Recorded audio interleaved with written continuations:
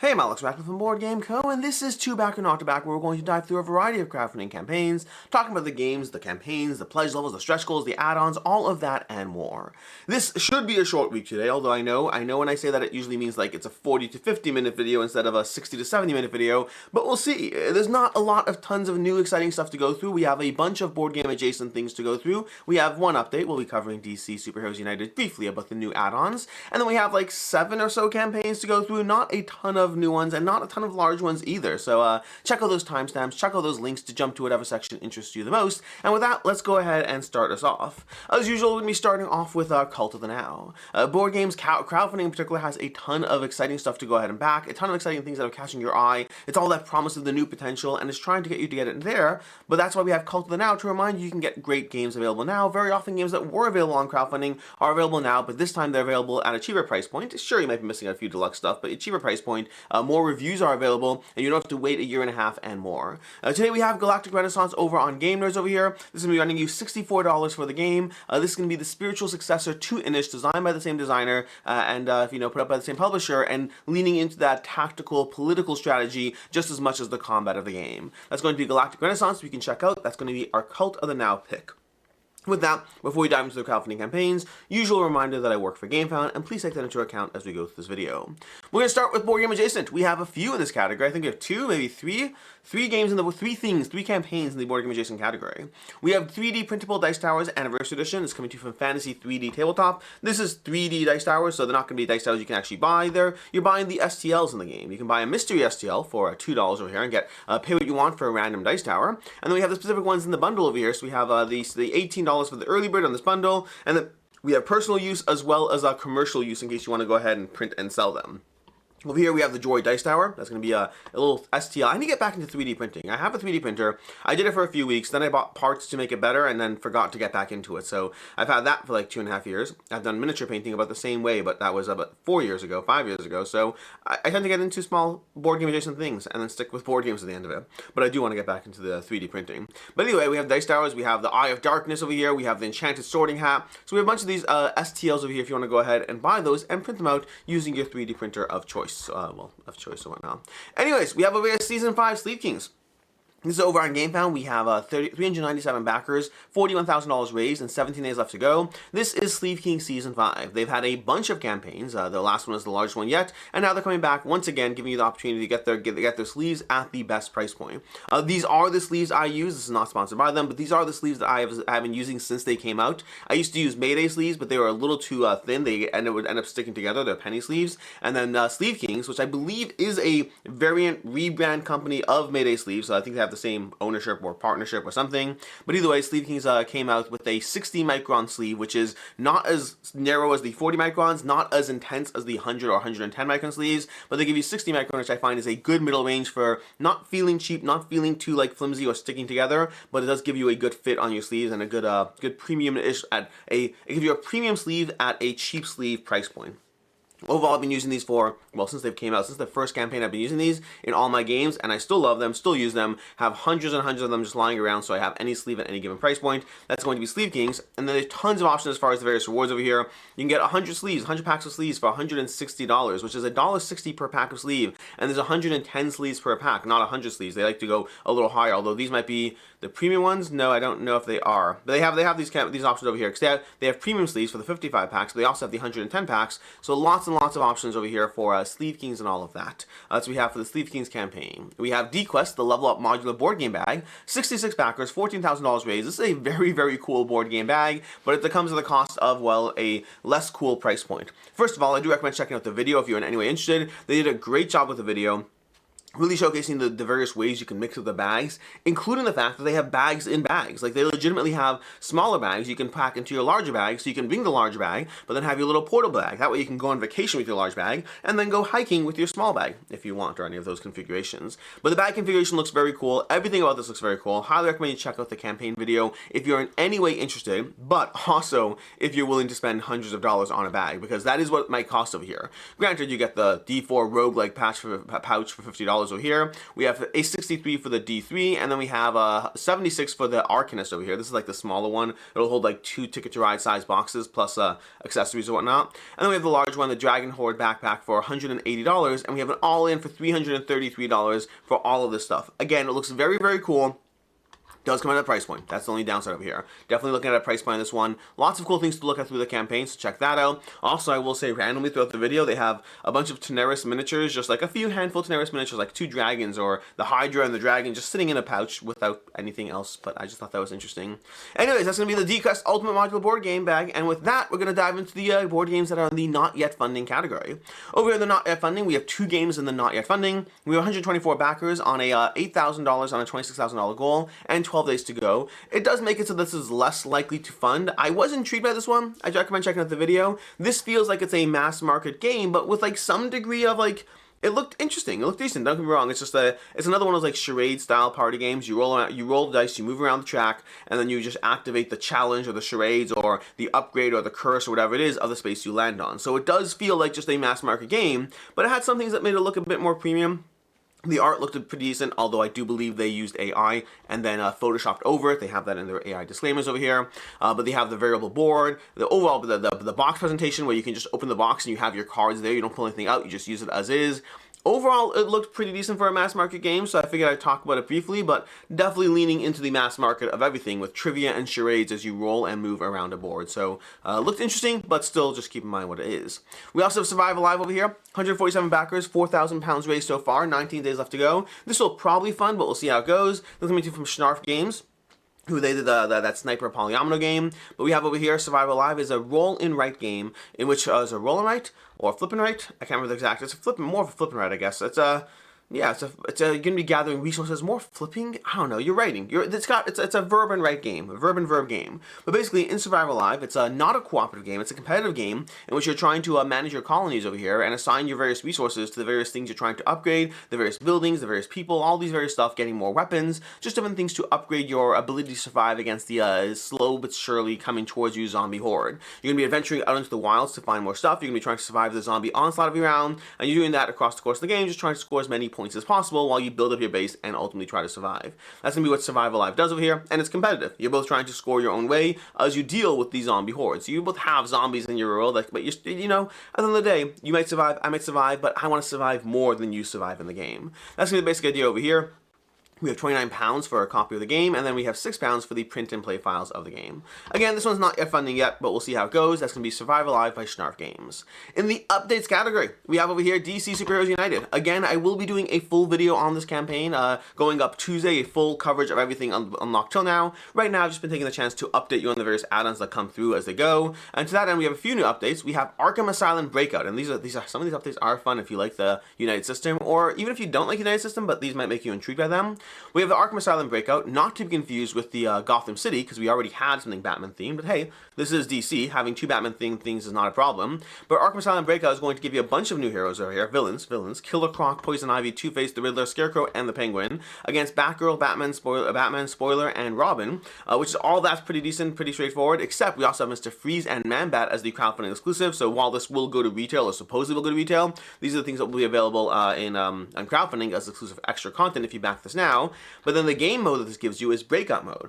This is going to give you a game mode where you are playing as the villains. You are playing as the villains trying to break out of Gotham, out of Arkham Asylum, while the hero tries to stop you. Which means it's going to flip the game on its head. You're going to have actual character cards that play into the row from the actual villains this time, while the superheroes play cards against you, and you play with the reverse side of these locations as you try to recruit prison guards and recruit thugs in prison to your cause over here, taking out the hero slowly but surely. You can kill the hero from the very beginning of the game, so you can actually beat down the hero from the beginning. There are no threats in this version, so they're really flipping the entire game mode on its head, including giving you what you can see over here, these villain cards that are effectively superheroes as villains effectively. So Batman's going to be running around, we have Superman, and we have the Flash. I think we only have those 3 over here as far as the various characters that are going to be facing off against you, and that's basically the game mode over here. So you have an entirely new game mode where you're facing off, well, as the villains.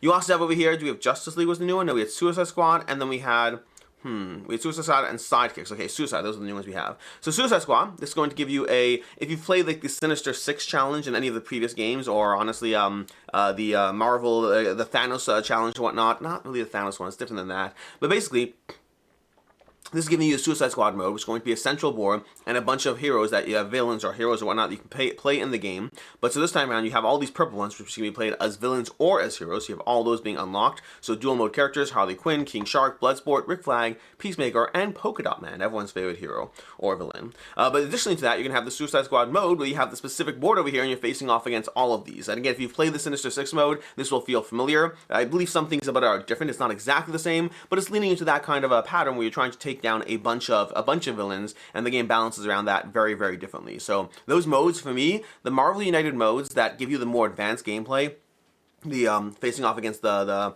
Sentinels, facing off against Sinister Six, going through the 4-game arc against Thanos, going through the 5-game arc against the Phoenix Five. All those modes have been some of the most fun I've had with the Marvel United system. So I'm very excited for all these different modes coming to DC United as well. And we have Villain Tag Team over here. So you have a Villain Tag Team where you're basically going against, well, Villain Tag Team with dual mode characters. What's the Villain Tag Team? Did I read this one? Two-side half villain. I don't know if I read this one. I may have missed this.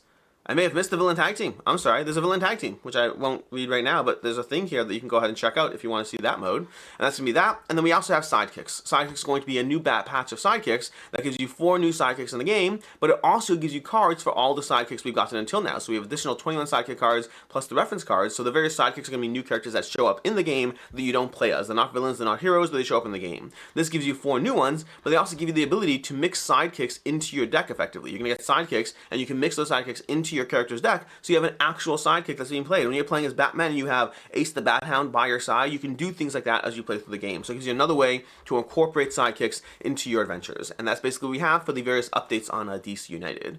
Which means now we're going to move to the new campaigns. And we have, I don't know, 9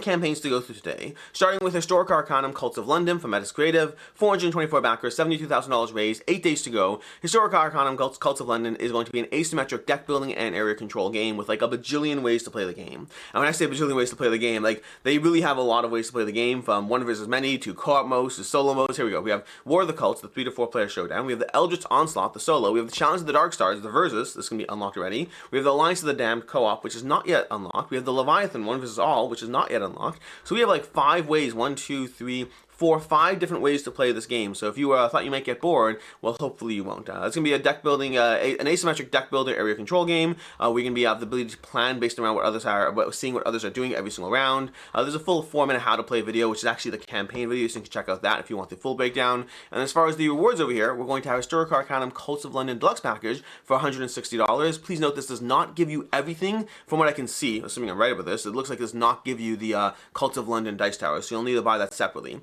But a lot of the other things are included, which you want to pay attention to because some of them don't look like they're. Like this over here, the miniature set, this is already in the deluxe box set, even though it doesn't show it on the page over here. It just is in the deluxe version of the game. So it's in this one, so it's kind of hidden in there. It's an interesting way of structure, but just make sure you know what you're getting, and make sure you know that you're not buying anything extra if you get that.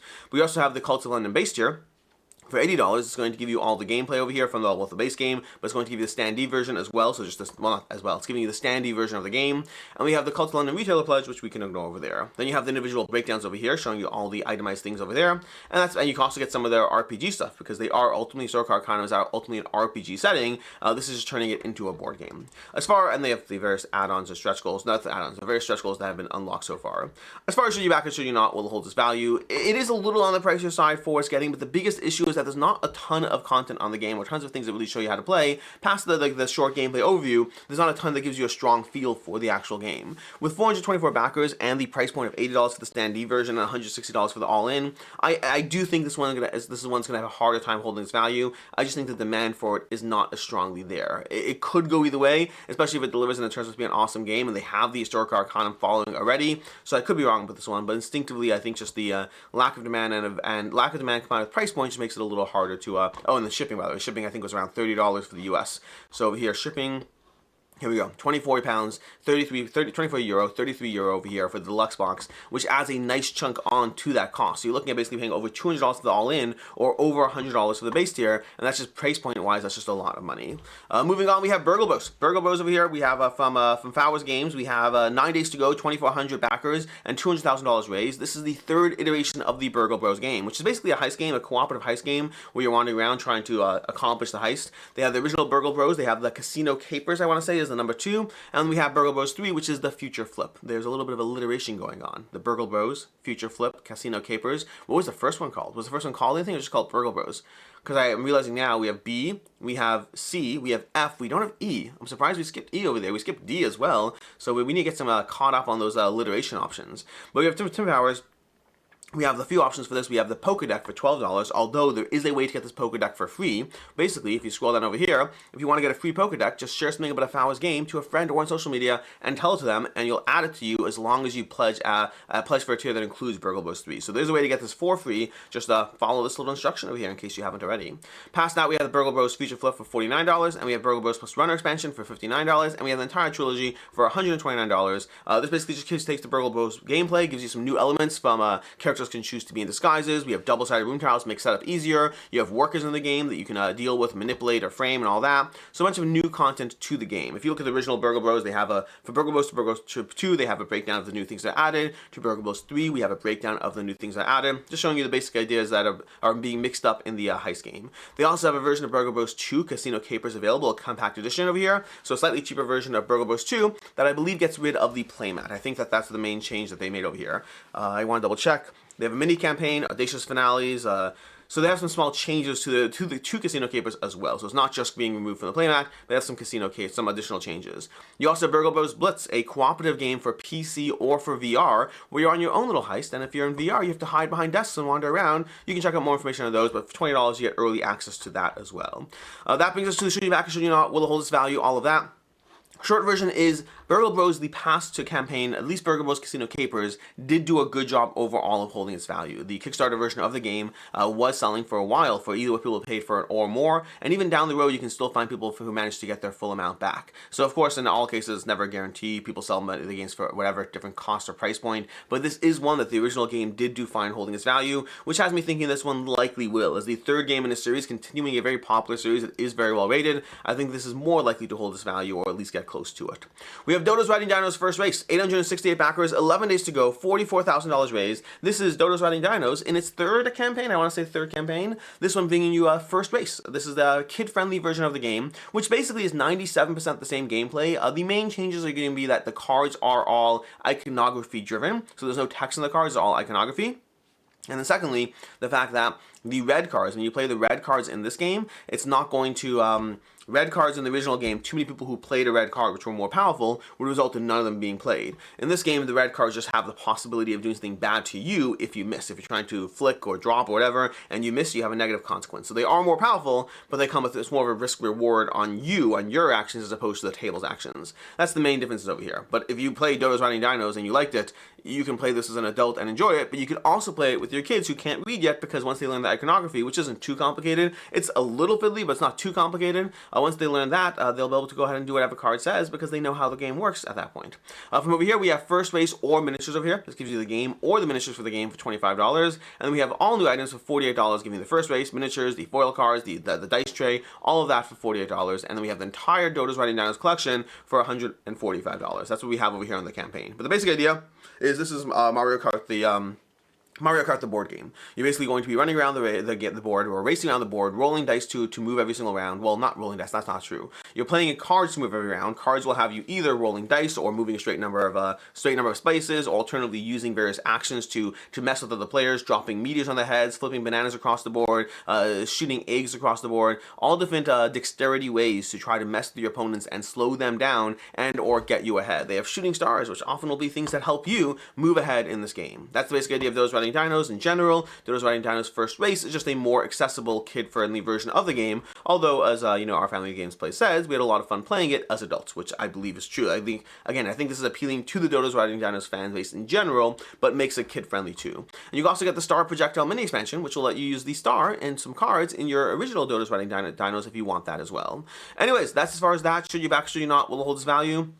First of all, shipping on this will run you over here around $14 for the First Race plus miniatures, depending on where you're at, so that's going to be that cost there. Past that, as far as holding its value, generally the original Dodos Riding Dinos has done a decent job of holding its value for people who wanted the extras you got on crowdfunding. So you can find lots of copies of this game that sold for at or above what people paid for it. It's a little harder to say with Dodos Riding Dinos First Race. Kid-friendly games, even though this is basically going to be just as fun for adults as it is for kids, but again, the nature of the game is very much the same, it's just some small differences to make it more accessible. I do think that the kid tag is going to make it less popular both on crowdfunding but also harder to deal with in the secondhand market. And in general, there's just less interest. While kids games or family games are an important part of the board game space and they help grow the hobby for a variety of ways and reasons in the family without all that, but ultimately they do tend to have less following or interest when they're being sold, when there's content on them, when they're being resold, all those things, they tend to be a little less interest overall. So I'm not as confident. It's not that it won't hold its value, it's that the original ones have done a good job holding their value for the crowdfunding versions of a very, very popular Mario Kart style racing game, but the kids version is more of a question mark just because of the fact that it is a kids version. Moving on, we have Ascension Legends from Stoneblade Entertainment. 837 backers, $170,000 raised, 11 days to go. This is coming to you from Stoneblade Entertainment, from Justin Gary. This is the newest version, the newest set in the Ascension universe. Well, there's a whole lot of Ascension stuff out there, but Ascension has had like 20 plus, no, wait 1 second, 17? Let me do the math on this, 12? 15. There are 15 expansions for Ascension already, or 15 core boxes, at least. There might be more, but there's at least 15 core boxes, and this brings you Ascension Legends, which is the 16th, I guess. This is a deck building game. It's one of the original deck building games, one of the ones that popularized the genre. I like to say that Ascension and Dominion are two of the big deck building games that popularized deck building. They are not the first ones to come up with it, but they are very much ones that popularized the mechanic overall, where you're basically building and developing your deck as you go through the game. Dominion does so with a fixed market deck, Ascension does so with a rotating market deck, but past that, they just take very different approaches to building up the deck building genre. Thunderstone has been around for a while too, and also doing the Lord's work in this category, but I do think Ascension and Dominion were the biggest ones here. But overall, this is giving you an opportunity to get the newest Ascension deck building game. And again, general idea is you buy cards, you build your deck, you take down cultists, you take down the various things that are in the card row, you try to get as many points as possible, and ultimately deplete the crystal pool and see who won the game by the end of it. That's the basic idea of this. There's lots and lots of deck building games out there. This has just stood the test of time very well. The new content over here, we have Ascension Legends, plus we have the Standard Edition and Protection, so this gives you a playmat, it gives you sleeves, and it gives you Ascension Legends. We have the Standard Edition of the game for $40, we have the Foil Edition of the game for $60. This is going to replace all 160 cards, 181 cards in the game, with foil cards instead. So if you want that, that'll be an extra $20 for this version of the game. Although if you are going all in, that means you'll have some foil cards and some not foil cards, which I guess that's how foil cards work in most games, so I don't know if that matters. We have Ascension Legends Foil Edition plus Protection, so that upgrade, so it's $20 more to get it here, but if you're getting the full upgraded version, it's only $15 more, so they give you a bit of a discount for going all in over there. We have Retail Rewards, which we'll ignore. We have the Ascension Ultimate Collection over here, which gives you all the various add-ons they have down. They just gives you them at a better price, and that's two things we're going to talk about here. The first thing we'll talk about is the nature of a center deck set. So if you see Ascension Return of the Fallen over here, center deck set, and it looks like the wrong box shape, that's because they have this new concept. I think it's new. It's the first time I've seen it. The center deck sets are basically the idea that it gives you the core cards of the game, so you don't have to re-buy a new set every single time. So instead of having constantly recycling more cultist cards, more gems, more everything, this just gives you the core cards. So effectively, it's the most cost-efficient and production-efficient way to get Ascension by just giving you the new cards and not every single else being a standalone set. So this gives you all of these over here. We have $25 for each of those, and you can generally find the core sets on online retail. The core sets, if you can find them. They're not all available all the time, but the ones you can find are generally in the, I'd say, the $28 to like $32 range for the most of them. So $25 over here is a better price point, but obviously, like, you know, we're looking at MSRP and crowdfunding savings as opposed to, like, you know, online retailer savings. But either way, $25 is still cheaper. It's cutting out some of the extras, so you're not getting it. It's a weird cheaper, if that makes sense. If you can get like one of these sets for $29 in Miniature Market and $25 here, you're getting the trimmed down set. You are saving $4, but also you're not getting all the extra stuff that you might or might not want. I don't really know. Anyways, so that's gonna be what we have over here as far as those. But over here in the Ascension Ultimate Edition collection over here, you're getting $399 for all of that out of $540. Now this is the part where it's weird. I don't know where that $540 is from. I have no clue what that price point is referring to in the slightest. Like if you're looking at the price point of the games, it looks like Ascension Legends is $40, although maybe that's the discount? Is that supposed to be a discounted rate? Let me see. It says $40. It doesn't say how much, there's no like priced out amount over here. Either way, when I added up all the stuff individually, not the retail value, but when I added up the individual price point to buy these things, it ranged between, I think it was $415, I want to say. Like to buy all this stuff separately, was it $415? Or was it $515? It might have been $515. So I think it was $515 if you bought all this stuff as the individual pledge, plus all the add-ons, plus the collector's case, because there's also a collector's case over here, which gives you the ability to store, I believe, all of it in a single set. I believe it added up to $515, not $540. And if you're adding up the actual retail value, it jumps to above $600. So I don't know what the $540 is. Don't get me wrong, you are getting a saving. If you were to buy everything in this bundle individually on the campaign page, you're paying $115 less. So there's definitely a savings. I just don't know what that $540 number is. But that's basically what we have over here for Ascension. Lots of ways to get Ascension. They also have ways to get other stuff within their universe. So Ascension content over here, you can get a plushie cultist, and you can get other games, Shards of Infinity, Ascension Tactics, Soul Forge. You can get other stuff from the Ascension universe as well, and then various promo stuff and all of that being unlocked. That's basically what we have over here. As far as should you back or should you not, will it hold its value? Oh my gosh, these are always hard. When you have these giant full sets of games, they're always harder to cover because it's more complicated than simply does it hold its value or not. In general, if you want any individual Ascension game, like you're buying $40 Ascension Legends, most Ascension games do not hold their value long term. The market's flooded with a game system that's been out for a while. But if you do want everything, there will be some extras over here. You're getting some of those like miniatures or whatnot. You're getting some stuff over here on the campaign page that you can't get otherwise, or the foil cards. So in general, while the sets don't hold their value, it kind of depends on what you want, because you can get all the stuff over here for $400. You can bet if you wanted to hunt for an Ascension collection on the secondhand market, you could probably pay significantly less than that, but what you're getting might not be a complete set. It might be a mostly set, it might be a well-worn set, and when you're buying something like this, it's always tricky to try to figure out what the recommendation is. I would say if you're interested in just trying Ascension for the first time, I would just go and find the cheapest Ascension set you can find online and just try it. One set's not going to be amazingly stronger than another, and over here it'll cost you $40 plus shipping, and if you buy it online, just find a random set, find any standalone Ascension set to try it out, and you might be able to get it for like $25, maybe $30, even with shipping you might be able to get for that price point, because there's so many of them that to try one out's not hard.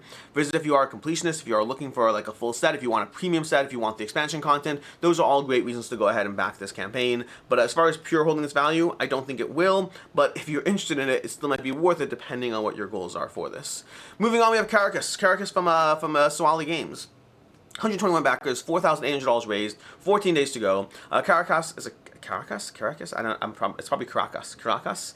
This is going to be a tile laying game, where basically you're going to be gathering tiles from a central display and then trying to score points based on the way the animals score, based on the way the terrain score, based on branching pathways. There's all these small ways that you're going to be scoring, so think of it as a Cascadia style game where you're scoring for terrain and animals and all these different small little metrics. But the thing about this game that's going to be interesting is the drafting mechanism. Every single turn you're going to be drafting a tile. So you have your little central tile over here.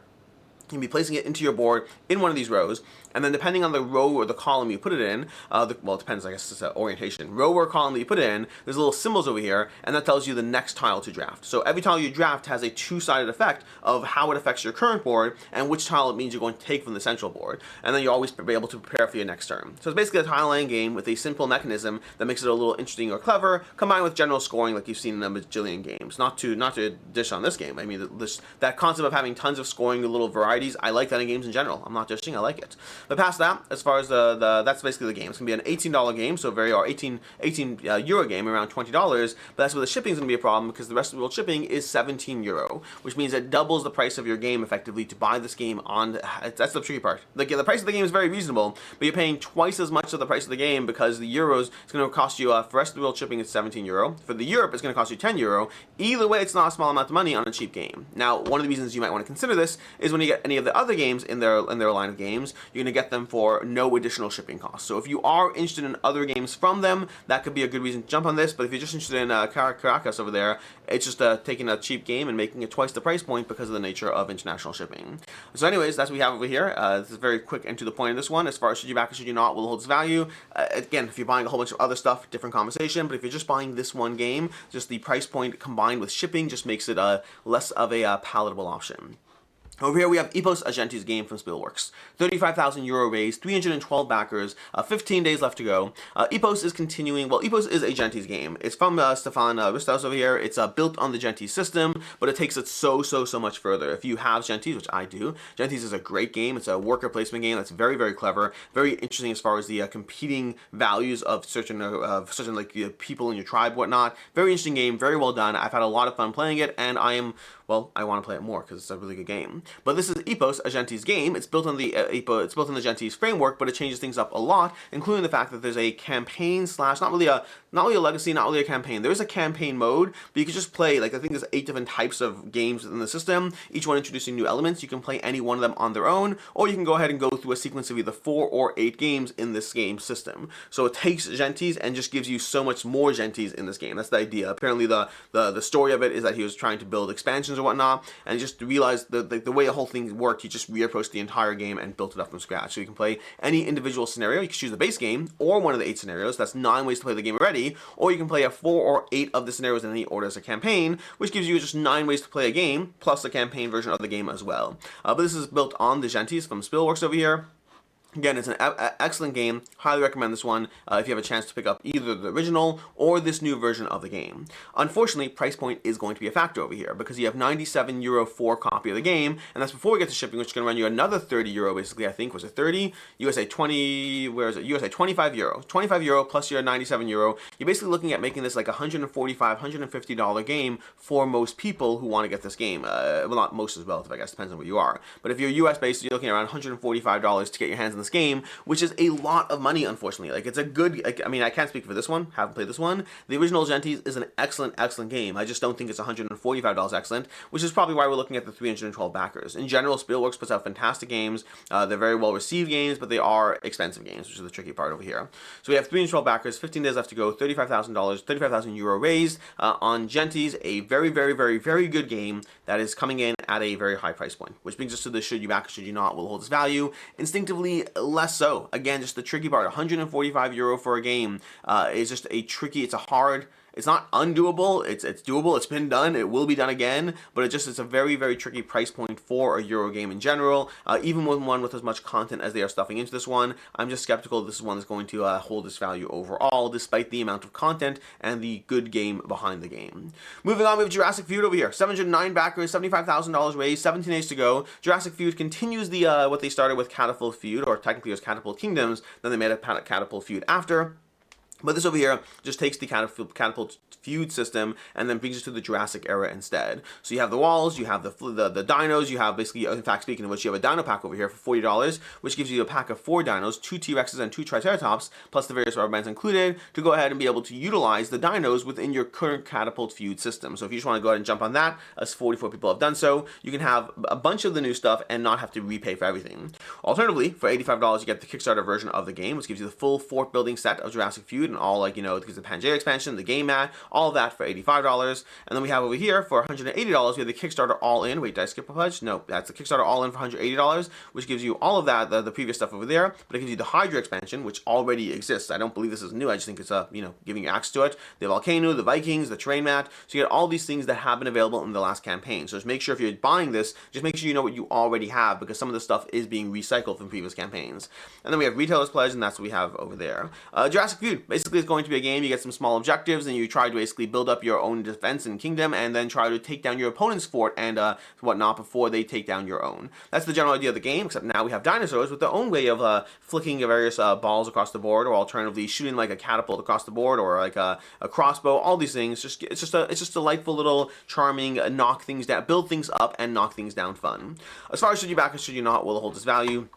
Hard to say on this one for the most, well, that's not, not hard to say. For the most part, the Catapult Feud, the Catapult Feud system has not done a good job holding its value in the secondhand market. It's been very popular in crowdfunding, but in the secondhand market, you can buy most of the stuff for significantly less what people paid for it. And considering Jurassic Feud is the same campaign, but so far it's less popular than the last ones, I assume that will hold true for this one as well. So if you want this game, by all means, support the creator and all of that. But if you're looking for whether it'll hold its value or not, if it's not a game for you and you want to move on from it, I do not think it's one that will hold its value. Moving on, and second last lastly, we have Yonder. Yonder over here is coming to you from Sinister Fish Games. It has 1,100 backers, $93,000 raised, 18 days to go, and this is going to be a worker placement game with a bunch of things going on here. You're going to be building buildings in the game for you to place workers at, but other players can also go to these various buildings, and you're going to be using, you're going to be placing workers on these various buildings, but you have asymmetric workers in the game, so you have different options. You have ogres that produce and eat double, dwarfs that get discounts, elves that can visit occupied spots, goblins that come in pairs, and skeletons that don't need to be fed. But you're also going to be dealing with, the buildings themselves. So you have the buildings, which you can dispatch your workers to other player settlements or wherever, and then you have food and resource buildings, engine building buildings, and point scoring buildings, but then you have envoys. All these ships and envoys, you have unique ships over here, they'll go to envoys, and those give you an interesting element to the game, where you're basically building up a commitment that will last the rest of the game. So it's like, I'll trade this for that, and you have these good things for you, but they are commitments you have to honor for the rest of the game, so you have to be careful what you build up, and whether you can keep your supply chain running to satisfy all the goals. And the combination of all these things, the buildings, the workers, the envoys, the ships, all of that leads to a lot of different ways that any particular game will play out, and the solo mode and the daily reveal and all that. Well, the daily reveal is the crowdfunding package over here, because we have pledge level wise, we have 50 pounds for the Kickstarter edition of the game, and then we have $97 for the deluxe edition.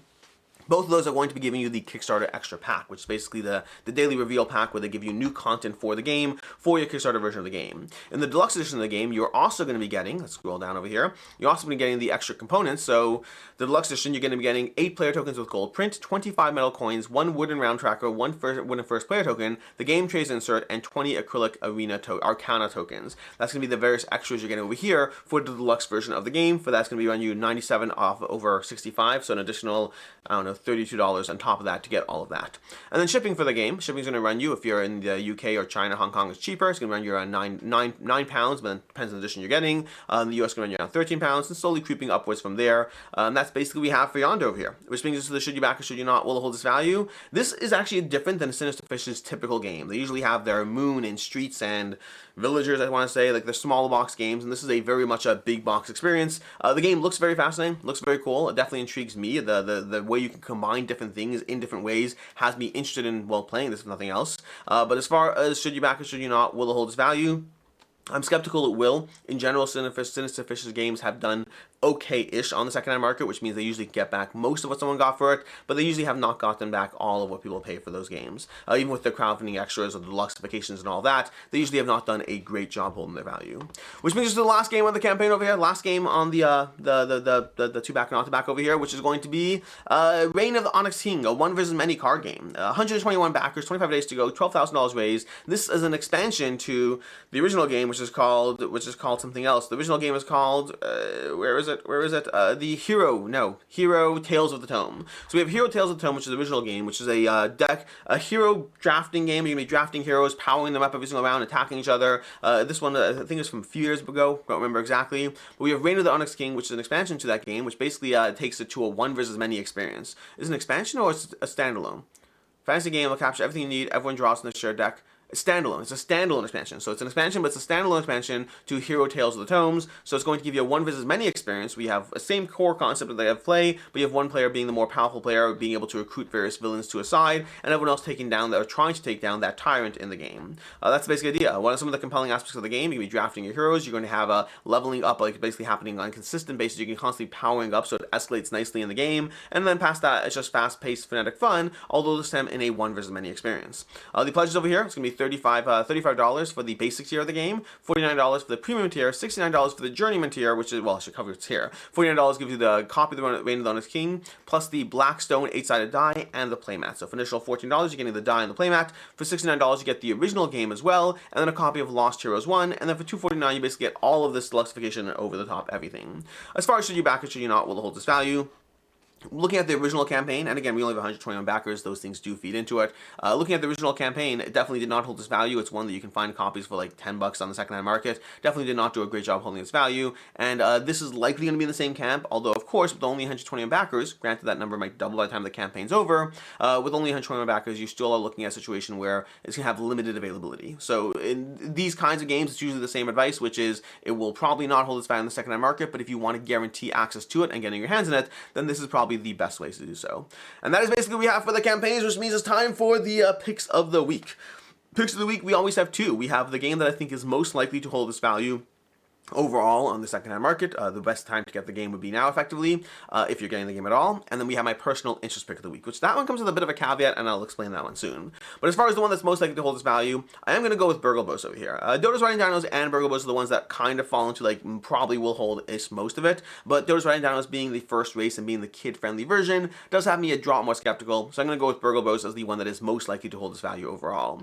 As far as my personal interest pick of the week, I'm torn because, like, it's okay. Basically, I have EPOS over here, EPOS, a Gentes game, and then I have Yonder as well. And those are both torn. I'm torn on both those. First of all, especially in EPOS' case, I think it's very expensive. So personally, I'm interested in the game, but it's just the cost is a big factor, but it shouldn't factor into my personal interest. Personal interest is just what am I most interested in, although I don't factor price into that. So to that end, though, the issue I have here is, on the one hand, I have EPOS Gentes game because I've played the original game, and so I want the new version of the game, and I want the legacy and all that, but I also know that legacy always comes with a commitment, which is the problem side. Well, not legacy, the campaign comes with a commitment, which means maybe the original Gentes game is fine for me. Maybe I don't need to worry about that, in which case Yonder does have me very intrigued. I like the idea of the game, the highly variable gameplay. I love the idea of setting up contracts you have to fulfill. You ever play at the Gates of Land? Like, it has an element to that, like setting up these ongoing contracts you have to fulfill every round, and then managing the resource allocation of everything else going on. That has me the most intrigued. So I would say Yonder is probably my personal interest pick of the week.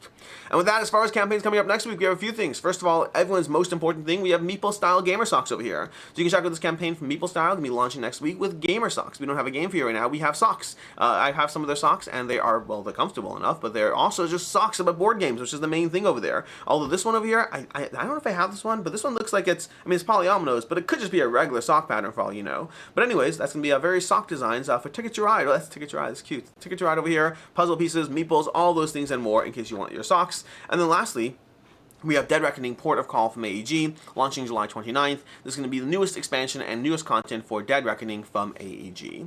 And that's what we have over here. Until next week, until next time, I'm Alex Radcliffe from Board Game Co. I appreciate you being here. It actually was a short week, coming in at around 40 minutes for the video, which is short for us. But in any case, until next time, I'm Alex Radcliffe from Board Game Co. I hope you enjoyed this video. And as always, I hope you have a good one.